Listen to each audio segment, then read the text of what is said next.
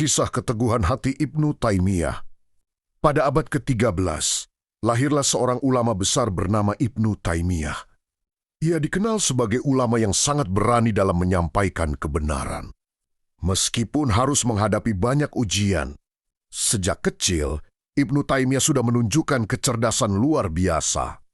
Ia menghafal Al-Quran di usia muda dan mempelajari berbagai ilmu seperti tafsir, hadis, fikih, dan bahasa Arab. Para ulama pada zamannya sangat kagum dengan daya ingat dan pemahamannya.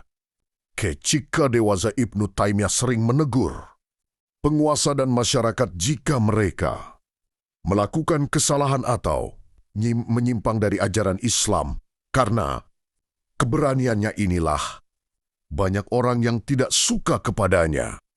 Bahkan sebagian orang melaporkannya kepada penguasa. Akibatnya, Ibnu Taimiyah beberapa kali dipenjara. Namun hal yang luar biasa terjadi ketika para muridnya datang menjenguk dan merasa sedih. Ibnu Taimiyah justru tersenyum. Ia berkata dengan tenang, "Apa yang bisa dilakukan musuhku terhadapku? Penjaraku adalah tempat menyendiri bersama Allah.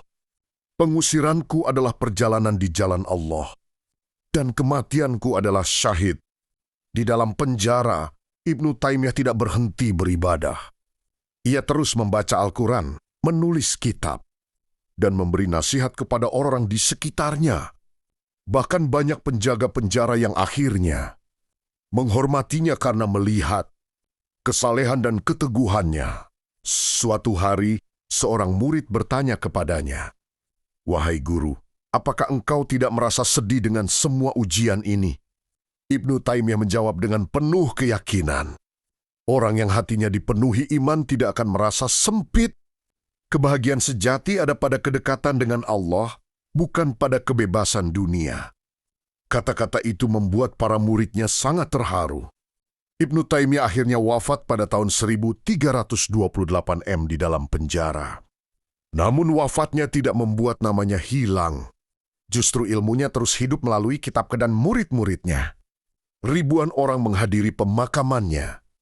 Mereka menangis karena kehilangan seorang ulama besar yang begitu berani, jujur, dan ikhlas dalam memperjuangkan kebenaran.